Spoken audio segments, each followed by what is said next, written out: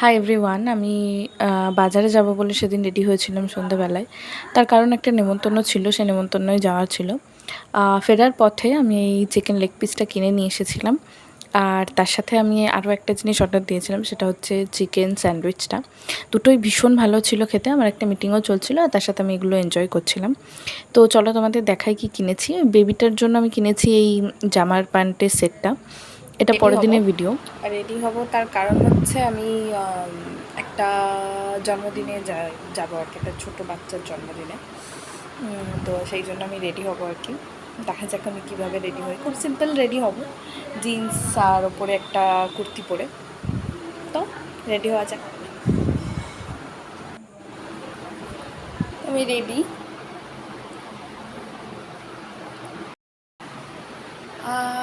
তো আমি রেডি হয়ে গেছি, এবার আমাকে বেরোতে হবে।